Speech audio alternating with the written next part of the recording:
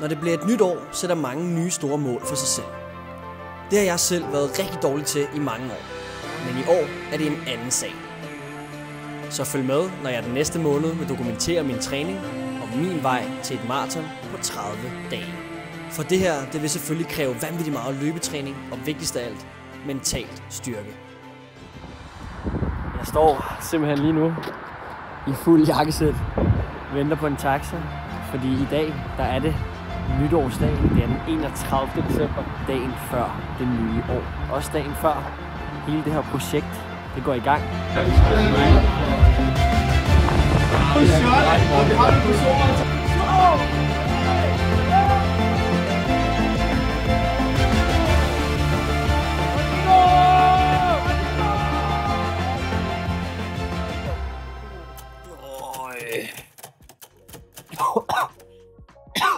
Ja, så blev det også 1. januar. Jeg har lige stået op. Klokken er sådan noget 1. Det var seriøst sådan virkelig en af de bedste aftener. Bare hygge med alle de tætte venner. Men ja, ikke desto mindre, så skal jeg op og se til den her combo. Prøv at høre, lige i dag, ikke? Der må man godt. Og der må man altså også godt lige se lidt Paradise. Høj, det er koldt. Første løbetur i projektet. 5 km. Lad os gøre det. Nu har jeg ramt de 4 kilometer. Det er sgu lækkert. 1 kilometer tilbage. Sådan, første løbetur er i hus. Og vi gjorde det, og jeg gjorde det sådan uden det helt store besvær. Så en fin måde lige at komme i gang på. Nej, det bliver nemt for mig. For andre. Nu sidder jeg lige og ser den video, som kommer ud den 2. januar. Den har I nok set, måske, hvis I ser det her nu. Som ligesom skal annoncere hele det her projekt. Nu har mig og Morten lige siddet og fået styr på hele programmet. Jeg skal løbe mere, end jeg troede. Og det her, ikke? Det er seriøst hele det program, jeg skal have i januar. Og så kom videoen endelig ud. Men det betyder også, at klokken er blevet 19. Og jeg skal først have aftensmad nu, og så er det altså ud at løbe. Efter sådan en stressende dag, hvor det også bare sådan, tingene går ikke helt ens vej og sådan noget, så er det sidste, man har lyst til nu, det er ud at løbe en tur. Men som Morten, min agent, sagde, så bliver det vigtigste løb den her måned de løb, hvor man virkelig ikke har lyst nu at komme ud og trodse det. Kom nu, mand! Det blev 7 kilometer. Fornøjelse. Vi tjekker dag 2 af. Godmorgen til dag 3. Og dagens morgenmad består af skyr igen, vitaminpiller, vand og så faktisk også i dag 2 æg. Jesus, det er koldt. Og det sner. Prøv at se. Det er altså 1 grad i dag, eller 1 grad, og det føles som minus 10, siger vejrudsigten. Men det skal ikke stoppe mig i at tage saunagus, fordi nu er klokken blevet 10. Sammen med 4 andre drenge, der skal vi ned i plug-in nu, hvis man kender det. Så er vi sgu ankommet. Plug-in, let's go. Hej dag. Hej dag. Tror du, jeg løber maraton om 30 dage? Ja, det skal du nok blive klar. Så kører vi som bus. Kom nu, Johnny. 30 sæk. Så bliver vi sgu færdige med gus. Skal vi altså lige ud og fejre det med at have noget mad, alle drengene. Vi får mad her. Drengene, de får burger. Jeg kører selvfølgelig club sandwich i dag. Det skal være sundt, ikke? Nu er klokken blevet 2:30. Det er jo den 3. januar, som I kan se der. Hvilket betyder, at i dag, der starter vi et rigtigt løbeprogram, som Morten har sat op. Og det betyder, at jeg i dag skal løbe intervalløb. Til det, der har jeg fået at vide, at havregryn skulle være rigtig godt at spise, inden man skal ud og løbe. Så skal vi bare i gang. Og jeg tror, at i dag, der får jeg virkelig smag på, hvad det er, jeg går ind til. Nu må bare prøve. Alright. Det var første runde. Gik smertefrit. Det var fint.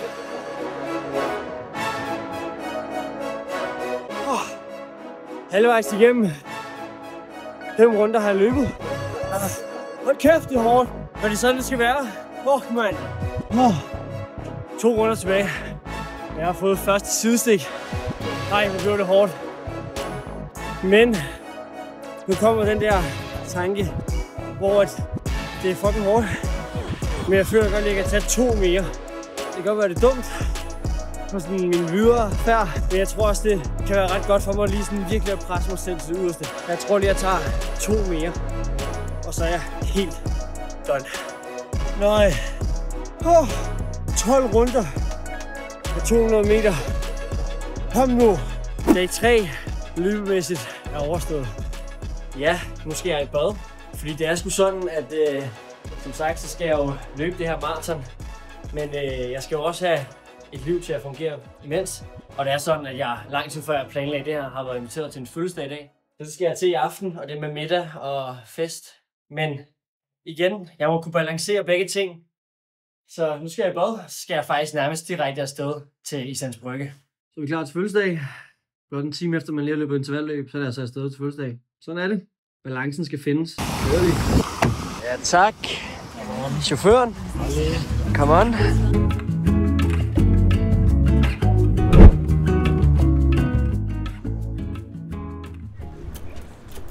Har vi det godt? Det er roligt. Nå, bror. Det var det. Har det godt? Hvad med dig? Ja, det er godt. Fuck, man, det er koldt, hva'? Rigtig dårligt tidspunkt at starte løbetræning på. Rigtig dårligt. Så er vi i gang. Ja. Dag 4. Og jeg ved ikke helt, om det er blevet forklaret ordentligt nu, men manden bag kameraet, der har vi en mand, der hedder Axel, som også følger mig i løbet af ugerne. Og det gør vi også i dag. Og i dag der har jeg fripas for løb. Og jeg var jo lidt ude i går til fødselsdag, og Branko kom, og det stak helt af. Jeg har det faktisk okay. Jeg kunne have det langt værre, end jeg har. Nu tænker jeg faktisk, at vi skal bruge dagen dag, hvor der er fripas på, og få købt noget løbeudstyr. Få gjort alle de der praktiske ting klar, for jeg har mit første lange løb i morgen. Så jeg tænker, vi kan gå op til min bil måske og køre afsted. Det er lidt for koldt til at gå, føler jeg. Jeg føler, at jeg er godt med faktisk, selvom det er lidt tidligt at sige. For eksempel i går, der løb intervalløb, der var jeg sådan helt friske ben og løb vanvittigt hurtigt og sprintede alle mine 12 runder. Men jeg tror, i morgen bliver første sådan en rigtig store test, hvor jeg skal løbe langt. Now the bus is rolling. Hvordan har kroppen det på første uge? Jamen, på første uge synes jeg faktisk, den har det godt. Jeg var også i saunagus i går. Prøv bare sådan at ætte nogle ting til dagene, som ikke også er løb, men som er sådan godt for mig. Som jeg tror kan være en kæmpe gavn, fordi det gør også, at min krop, tror jeg, får det bedre automatisk. Ja, nu var jeg så ude at drikke i går, så det er jo lidt en kontrast. Men, og så bliver man lige reddet lidt med i stemningen, men det kan jeg simpelthen ikke gøre hver evig eneste weekend den her måned. Fordi så bliver min krop ramt. Det er det bedste, når man ikke kan finde ud af at parkere det her. Ja, ikke? 2024. Der er løberen. Det er i hvert fald det helt rigtige navn, vi er kommet til. Det er der ingen tvivl om. Klasse. Prøv at hoppe på sko og jakke en gang. Danner man bare lidt indtryk af den fod. Ja. Det er sådan lidt mere i forhold til, så kan vi nogle gange sige allerede, hvilken vej vi skal gå i det. Ja. Min højre ankel går åbenbart, når jeg løber, så gør jeg åbenbart indad. Siger jeg. Ja. Men den her kan man godt løbe maraton i. Den kan du sagtens løbe. Okay. Det er meget godt at vide. Hvad er det, du har fået mig ud i? Jeg har aldrig set det her før. Men det er jo vanvittigt smart, så kan de jo sådan danne et blik af, hvordan man løber og sådan noget. Så får du lige en tur her. Yes.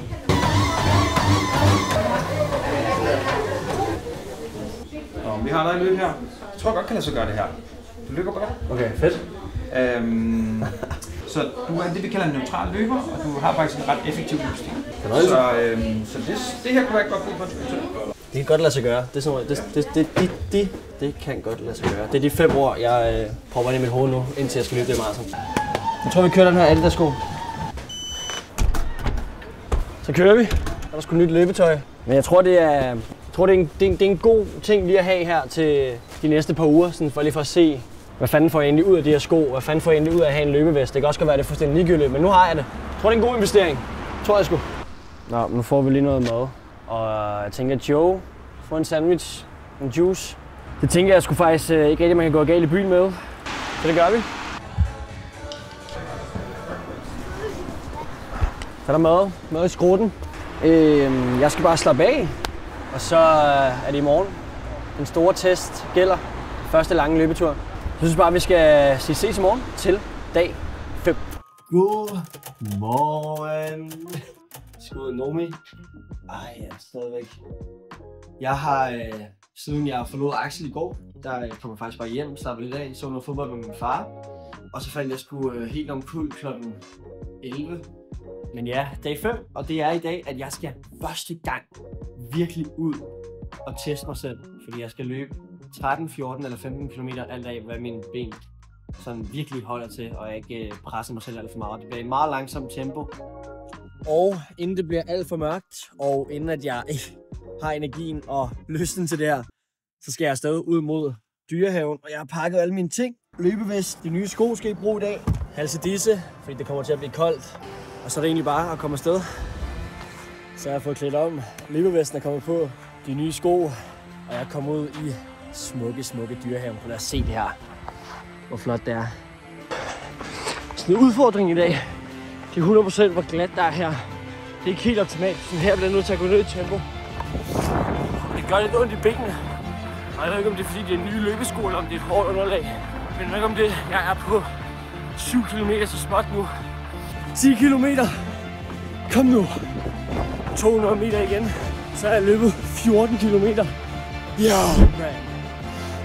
Mine ben er helt færdige. 14 km.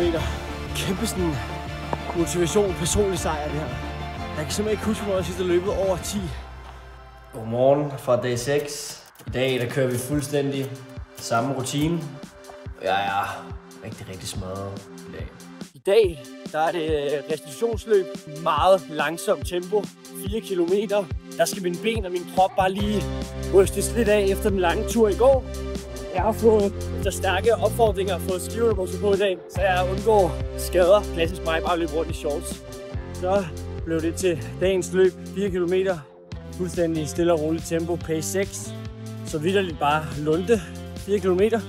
I dag der starter vi den her pivkolde dag 7 ud med, at jeg skal klippes. Noget hos min gode ven Milan. Og ja, jeg har ikke blevet klippet 100 år, så der er sgu lige dagen ud med.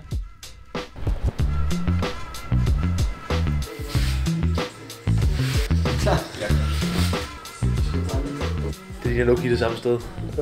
Jeg skal jo løbe et maraton om 7 km. Nå, det kan du slet godt, faktisk. Ja, det træner godt. Så på 30 dage, der træner jeg op til et maraton.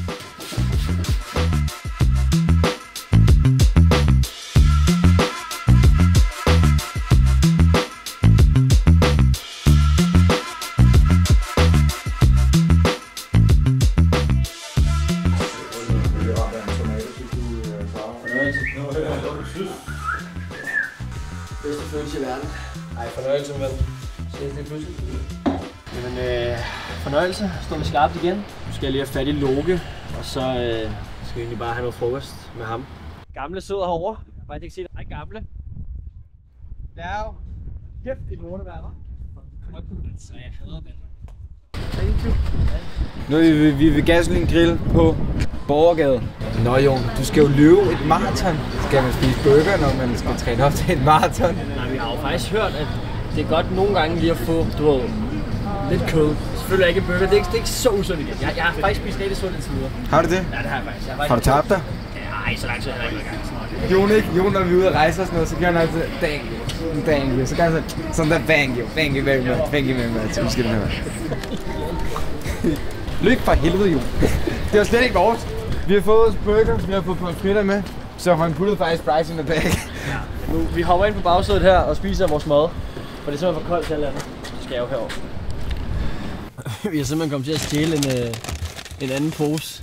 Eller Loke har simpelthen taget imod en pose, der ikke er vores. Og han kigger mig og siger, yes. Så vi har fået fritter også. Det må I spise. Jeg tror ikke, jeg skal have så mange fritter. Nå, men Lokemissen. Hvis de kommer her, så kører du.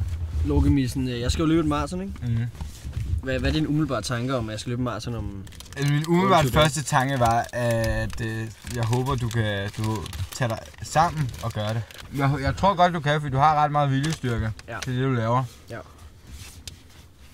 Men så alligevel ved jeg også, at du er ikke så vild med at være alene, så du skal være for meget alene. Og nogen så siger, hey, kom nu lige med ud, så kan du godt, komme til at være sådan, ja, okay, fint nok, fordi du keder dig. Restløsheden. Ja.